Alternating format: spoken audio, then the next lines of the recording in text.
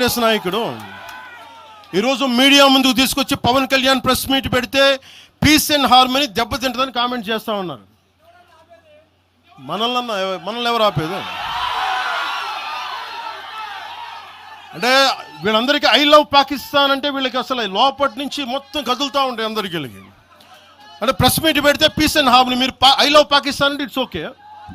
When I want do press addressing then it's an issue for you. Law and order issue అది.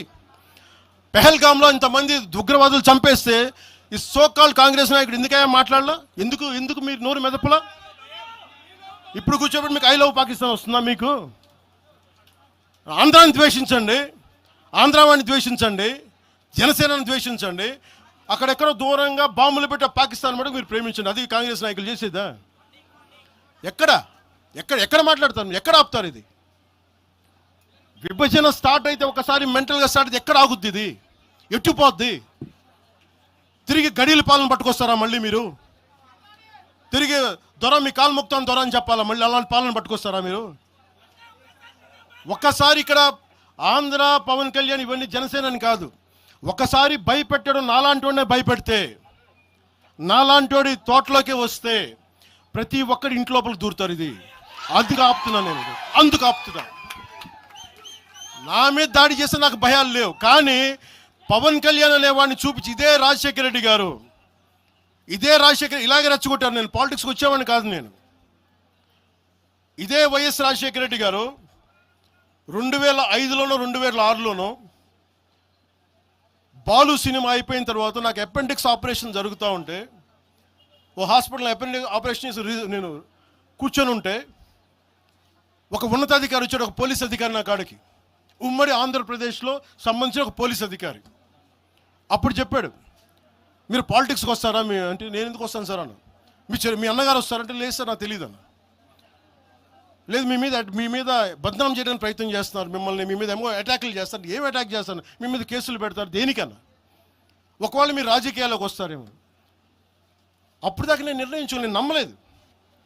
నేను అందరిలాగే సగటు మన మల్లికార్జున్ లాగా, చుంచుపెంటలో మల్లికార్జున నేను అమాయకుని నమ్మా అలాంటి ఎందుకు చేస్తారని. కానీ 2 సంవత్సరాల తర్వాత చాలా పకడ్బందీగా ఆ అధికారి ఏం చెప్పాడు అదే చేశారు. ఈరోజు బెదిరించే వాళ్ళకి చెప్తా ఉన్నా, రాజశేఖర రెడ్డి గారి బతుకున్నప్పుడు తెరవని గొంతంతా, లెగవని గొంతంతా ఇప్పుడు లెగుస్తూ ఉంది. చెప్తున్నా, ఆ రోజు నేను గొంతు లేపాను, గుర్తుపెట్టుకోండి. చంపేస్తాం, రోడ్ల మీదకి వస్తే బెదిరిస్తాం అని చెప్పే నాయకుడు ఉన్నప్పుడు ఎదుర్కొన్నాం మేము. తుపాకీ ఇచ్చి వదిలేనంటే ప్రాణాలను వదిలేసి వచ్చాను రాజకీయాలు, గుర్తుపెట్టుకోండి. భయపడి కాదు. ఈ రోజున అదే చాలామంది కాంగ్రెస్ తెలంగాణ నాయకులు ఉన్నారు, రాజశేఖర రెడ్డి గారు ఉంటే తెలంగాణ వచ్చేది కాదని. అలాంటి తెలంగాణ కోసం, ప్రేమ కోసం మేము ఆ రోజు పోరాటం చేశాం. భీమరావు బాడ ఎవరిది? అక్కడ ఆంధ్ర వాళ్ళు ఉంటారు భీమరావు బాడలో. కాంగ్రెస్ పార్టీ భవన్, గాంధీ భవన్ పక్కన కూర్చొని ఎనెక్స్ చేస్తా, ఆక్యుపై చేస్తా ఉంటే ఇంకెక్కడ స్థలం లేదా అని ఎందుకు మాట్లాడతాం అట్లా మీరు బెదిరిస్తూ ఉంటే బెదిరిపోతామా మేము? ఇది ఒక్క కాంగ్రెస్ నాయకుల గురించి కాదు. రేవంత్ రెడ్డి గారు ఇప్పుడు వచ్చారు కాంగ్రెస్లోకి. ఇదే రేవంత్ రెడ్డి గారిని అఖిలపక్ష సమావేశానికి ఆయన పిలవలా. రేవంత్ రెడ్డి గారిని ఆయన టీడీపీ నాయకుడు అని చెప్పి ఆ రోజున, అది మాకు తెలుసు. మరి ఆ రోజు కూర్చోబెట్టి ఆయన కూడా ఉన్నారు ఆ రోజున. ఎవరు ఎటు అవుతారు ఏమి తెలుసు మనకి? అసలు ఆ రోజు ఆయన జైల్లో పెట్టారు, ఇబ్బందులు పడ్డారు. అలాంటి ఆయన ముఖ్యమంత్రి అయ్యాడు. ఆయనకు మనస్ఫూర్తిగా శుభాకాంక్షలు తెలియజేశాం. ఈ ఎంటైర్ ఫియాస్కోలో ఆయన ప్రమేయం ఉందని నేను చెప్పట్లా, కేసీఆర్ గారి ప్రమేయం ఉందని చెప్పట్లా.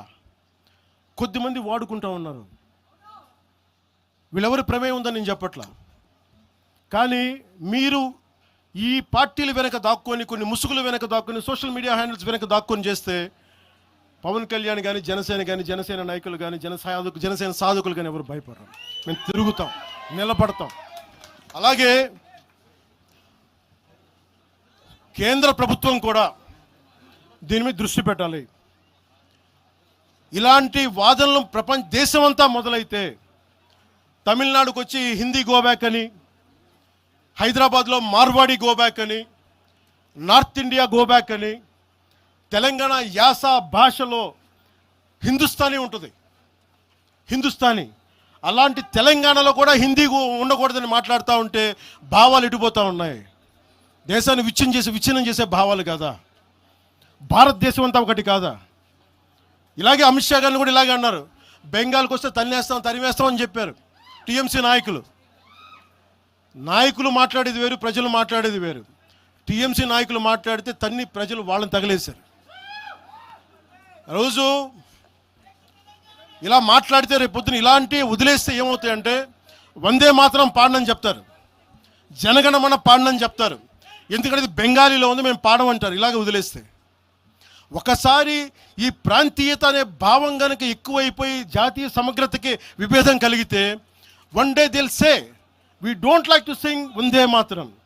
One day they might say we don't like to sing Janaganamana because of this kind of mindset. This has to be addressed, this has to be corrected. ఇట్లాగే మాట్లాడారు, మీకేం పని అని. అమిత్ షా గారి గురించి మాట్లాడిన చదివి చెప్పా, జనగణమన మేము పాడతాం, మేము వందే మాత్రం మాట్లాడతాం, మేము బెంగాలీ అనుకోలే, మా భాష అనుకున్నాం, అది మా భారతదేశ భాష అనుకున్నాం. అలాంటిది తెలంగాణని ఇంకెంత గుండెల్లో పెట్టుకుంటాం, తెలంగాణ ఎంత లోపట్టుకుంటుంది, తెలంగాణ కోసం ఎంత చచ్చిపోతాం. నేను ఆంధ్రప్రదేశ్కి దృష్టి సారిస్తున్న ఒకటే, తెలంగాణకి యువత వలసలు తగ్గాలంటే ఆంధ్రప్రదేశ్లో యువతకు ఉద్యోగాలు అక్కడ రావాలి, తెలంగాణ యువతకి ఇక్కడ ఉద్యోగాలు, దానికోసం మా ప్రయత్నం.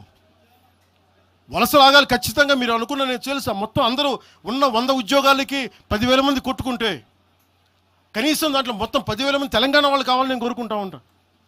దానికోసం మా ప్రయత్నం. అందుకు నేను ఎప్పుడు దృష్టి సారించలా. కానీ కూర్చొని మమ్మల్ని బెదిరిస్తూ ఉంటే మటుకు ఇక్కడితో దయచేసి ఇది ఆపండి. లేదా కూర్చోబెట్టి ప్రజలు కోరుకున్నప్పుడు, మా నాయకులు కోరుకున్నప్పుడు ఖచ్చితంగా తెలంగాణలో అవసరమైన ప్రతి చోట తిరుగుతాం. దానికి భయపడడం తెలియజేసుకుంటున్నాను.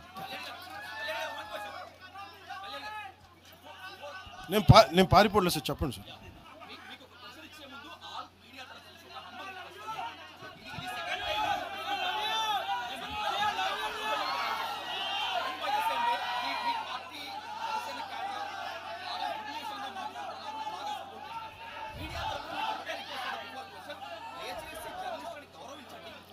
నేను ఇప్పుడే తెలియజేస్తాను. నేను ఒకవేళ అలాంటి తప్పు జరిగి ఉంటే జనసేన తరపు నుంచి నేను ఇప్పుడే తెలియజేస్తున్నాను. జనసేన తరపు నుంచి అలాంటి తప్పు ఉంటే క్షమాపణ నేను చెప్తాను.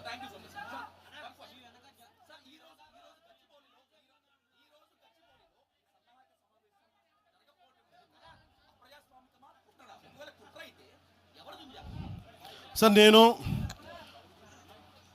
ఆయన నాగేశ్వర్ గారి లాగా నేను కాన్స్పిరసీ థియరీలు చేయలేను సార్. సార్ మీరు వింటున్నారా? మీకు చెప్తాను. మీరు ఆగండి, ఆయన మాట్లాడండి. నేను విశ్లేషకులు చెప్పినట్టుగా ఒక వినని మాటల్ని నాకు ఎవరు చేశారు నాకేం తెలుసు సార్. అది దాని వెనక కుట్రుందా? ఒక్కడైతే ఉంది, ఈ సభ జరగకూడదని అయితే ఉంది. అది ఎవరికి ఉంది ఏంటో నాకు నిజంగా నాకు తెలియదు. నేను దాని గురించి నిజంగా నేను బ్లేమ్ చేయనట్లా. కాకపోతే ఇది నా హక్కుని ప్రతిష్ఠిస్తున్నాను. ఖచ్చితంగా అప్రజాస్వామికం కదా. 2,000 మందితో ఇన్ని పార్టీలు జరుగుతాయి, ఇన్ని కార్పొరేట్ పార్టీలు జరుగుతాయి. ఒకళ్ళు కూర్చోబెట్టి ఒక 2,000 మంది కూర్చో సాధకులతో ఏ నష్టం చేస్తామండి? ఏ నష్టం చేస్తాం? ఆ రోజు 30 కోట్లు ఇచ్చినప్పుడు మనకి కొండగొట్ట ఆంజనేయ స్వామికి ఆ రోజు అసలు అలా విభజించే ఆలోచన ఉంటే అవన్నీ చేస్తామా? అలా రెచ్చగొడతామా? ఆ బాధ్యత లేదా? తెలంగాణ కాంగ్రెస్ నాయక సేట్ మ్యామ్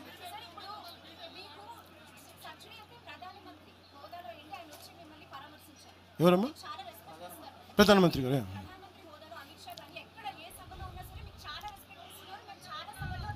షూర్.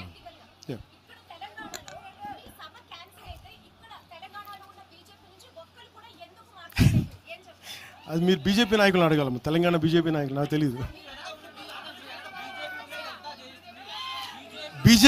బీజేపీ నాయకులు మీరు అనుకున్నట్టుగా ఓకే, మీ ఆర్గ్యుమెంటే రైట్ అయితే ఈరోజు బీజేపీ నాయకులు మాట్లాడాలి కదా, వాళ్ళు లేరని తెలుస్తుంది కదా.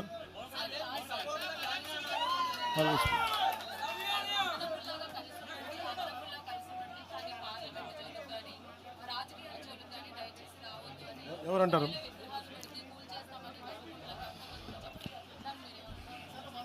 ఎవరు విగ్రహాలు పెట్టాలి, ఏం చేయాలి, అది ఆ ప్రజల తాలూకు ఇష్టం. ఇలా మాట్లాడితే గాంధీ గారిని కూడా విగ్రహాలు పెట్టదు, ఎందుకంటే ఆయన గుజరాత్కి చెందిన ఆయన వైశ్య కులానికి చెందిన ఆయన విగ్రహాలు పెట్టకండి అంటారు.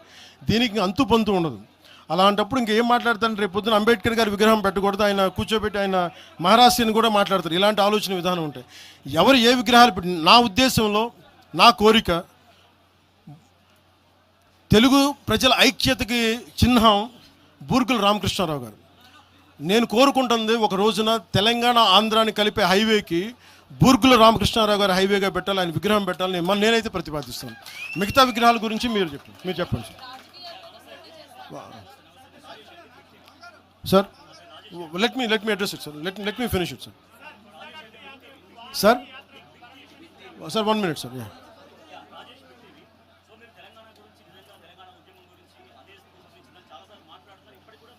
అవును సార్. చెప్పండి.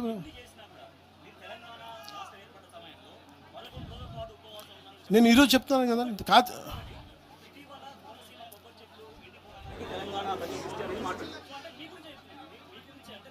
దాని సమాధానం నాకు అర్థమైంది. నేను సమాధానం చెప్పమంటారా?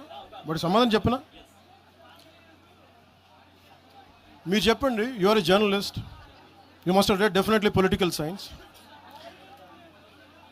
Telangana state division, was it done in the appropriate manner, or do you agree with it is within the no? మీరు నేనేం చెప్పాను సార్, తెలంగాణ 2014లో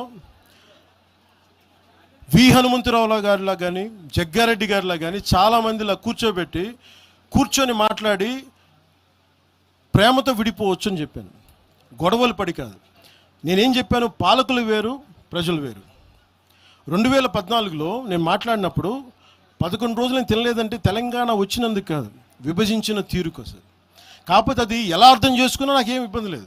కాకపోతే ఇది నేను ఈ రోజున కూర్చోబెట్టి నేను అలా అనలేదు, నేను చెప్పను. నేను ఖచ్చితంగా కాంగ్రెస్ విభజన చేసిన విధానానికి అది నా కూర్చోబెట్టి నేను అది నా ఆవేదన. అది తెలంగాణ వచ్చినందుకు కాదు.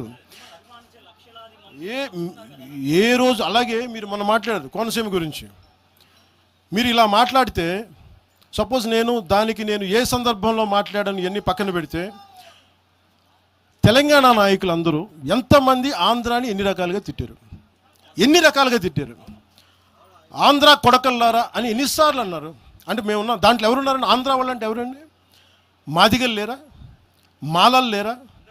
వైశ్యులు లేరా? రెడ్డి సామాజిక వర్గం లేదా? బీసీ వర్గాలు లేరా? గౌడలు లేరా? యాదవులు లేరా?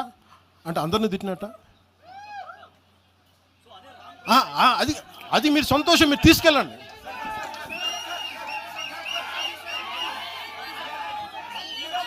I'll give it to you.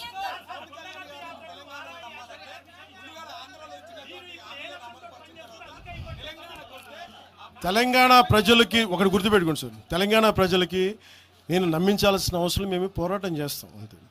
ఇక్కడ మేము ఆంధ్రాలో సీట్లు సంపాదించడానికి మేము దశాబ్దం పైగా కృషి చేసాం సార్.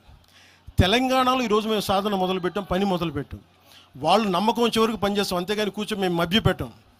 మేము నిలబడతాం అంతే, పోరాటాలు చేస్తాం.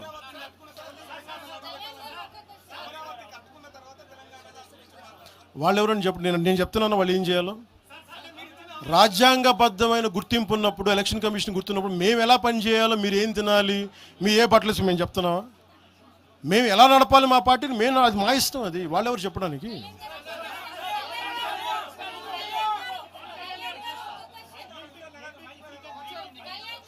Yeah, I'll give it separate.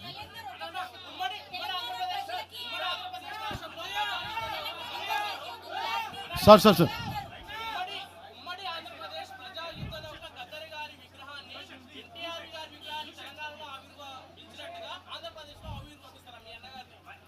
నాన్నది నేను ఆవిర్భిస్తాను ఖచ్చితంగా. నాకు ఇది ఎలా జరుగుతుందో నాకు తెలియదు, కానీ నేనైతే గద్దరన్న తాలూకు స్ఫూర్తి అది నేను తీసుకున్నా ప్రత్యేకంగా. నేను ఇలా కూర్చోబెట్టి మీకు భావోద్వేగంతో ఓట్ల కోసం నేను చేయట్లా. గద్దరన్నను ఎంత గుండెల్లో పెట్టుకోవాలో నాకు తెలుసు, అది మీకు తెలియజేస్తాను.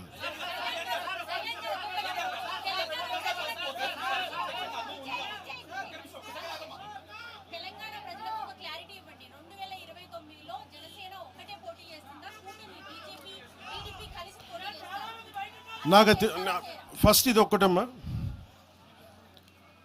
ఇందులో ఎక్కడా కూడా ఈరోజు నేను మాట్లాడుతున్నప్పుడు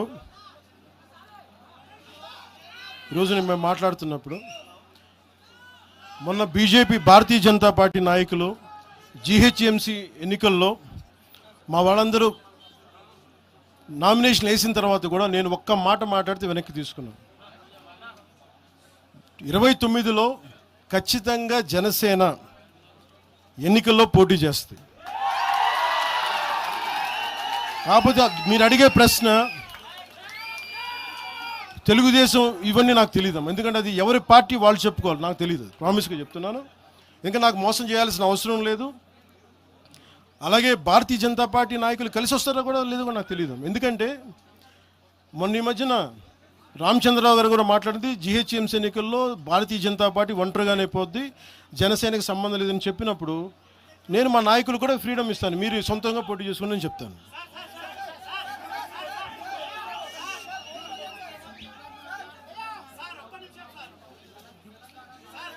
సార్ ఒకసారి దయచేసి ఒక సైలెన్స్ సార్. ఒక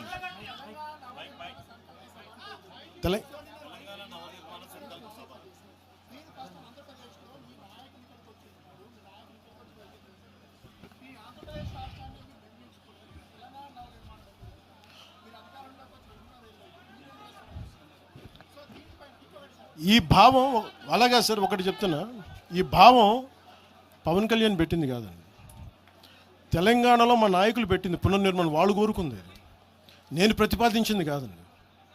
నేను భారతదేశం బాగుండాలని కోరుకునేవాడిని, దాంట్లో ఆంధ్రప్రదేశ్ కానీ తెలంగాణ కానీ అంతర్భాగం తప్ప, నేను భారతదేశాన్ని యూనిట్గా చూస్తాను తప్ప. ఇప్పుడు మీరు భారతీయ జనతా పార్టీ ఉంది తెలంగాణలో, వాళ్ళు they will have a particular vision for particular framework for Telangana. Same Bharatiya Janata party will have a framework for Andhra. Same Bharatiya Janata party will have a framework for Karnataka and Tamil Nadu. Local leadership తీసుకుంటుంది. పునర్నిర్మాణం మా నాయకులు మాట్లాడుకొని వాళ్ళు పేరు పెట్టింది, నన్ను మాట్లాడమన్నారు, నేను దానికి వచ్చాను. దానికి అంతేగాని కూర్చోబెట్టి పునర్నిర్మాణం కూర్చోబెట్టి నేను ఆలోచించేది కాదు, మా నాయకులు ఆలోచిస్తారు, వాళ్ళు చేసుకుంటారు. తెలంగాణ భవిష్యత్తును మా తెలంగాణ నాయకులు నిర్మించుకుంటారు, నేను నిర్మించను. వాళ్ళు చెప్పిన దాన్ని నేను మద్దతు చెప్తాను అంత.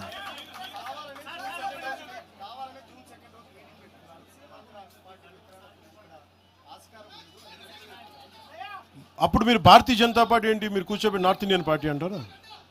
ఇప్పుడు ఇదే ఇలా మాట్లాడాలంటే మరి తెలంగాణ రాష్ట్ర సమితి నుంచి భారత రాష్ట్ర సమితి ఎందుకైందండి? అంటే ఒక భావం నాయకుడు లోపలికి వెళ్ళే కొద్దీ భారతదేశం తాలూకు ప్రాముఖ్యత తెలుస్తుంది. ఒకళ్ళు ఒక ప్రాంతానికే పరిమితం వాళ్ళు లేదు కదా, ఆ రోజు స్వాగతించాం కదా. నేనున్న మంగళగిరి పక్కనే గుంటూరులో బీఆర్ఎస్ కార్యాలయం ఉంటుంది. వాళ్ళకి ఏం చెప్తారు మీరు? భారతీయ జనతా పార్టీకి ఏం చెప్తారు? కాంగ్రెస్ పార్టీ అలాంటప్పుడు ఉత్తరాదిలో పుట్టిన పార్టీ, దక్షిణాదిలో ఏం పని మీరు అడగచ్చా? రూల్ అందరికీ అప్లై అవుద్ది కదా, నా ఒకడికేనా రూలు? సిపిఐ సిపిఎం ఎక్కడో జర్మనీలో ఉన్న మన కార్ల్ మార్క్స్ చేసింది, మీకు ఆ భారతదేశంలో ఏం పని అంటే మీరు ఏం చెప్తారు సమాధానం దానికి? సిపిఐ సిపిఎం ఇక్కడ సంబంధం లేదు, మీరు ఎక్కడో కూర్చోబెట్టి రష్యా నుంచి ఇంపోర్ట్ చేసుకున్న ఐడియాలజీ అని మాట్లాడితే ఎలా కుదురుతుందండి? సో ఏ పార్టీ కూడా మీరు ఆ ప్రశ్నించలేరు.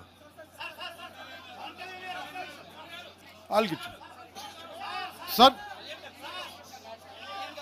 National media will let me address it separately, sir. Let me address it separately. Just give me 15 minutes. I think sir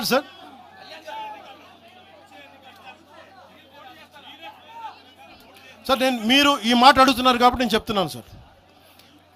2014లో మల్కేజ్గిరిలో ఆ రోజు ఎన్డీఏ కూటమి అభ్యర్థిగా ఎంపీగా పోటీ చేసే అవకాశం నాకు ఉండింది. ఆ రోజున నేనేమనుకున్నానంటే, నాకు పోటీ చేసి ఎంపీ అవ్వాలనుకుంటే కూడా తెలంగాణ నిర్మాణానికి మేమేం సహాయం చేయగలం ఆలోచించాను తప్ప, నాకు తెలంగాణలో పోటీ చేసే నిజంగా చెప్పాలంటే నాకు ఆలోచన, నాకు తెలంగాణ బాగుపడాలని కోరుకున్నాను కానీ నాకు తెలంగాణ నుంచి పదవులు కావాలని కానీ నేనేం కోరుకోవట్లేదు. మా వాళ్ళు గెలిస్తే చాలు, అదే కోటి దండాలు దానికి.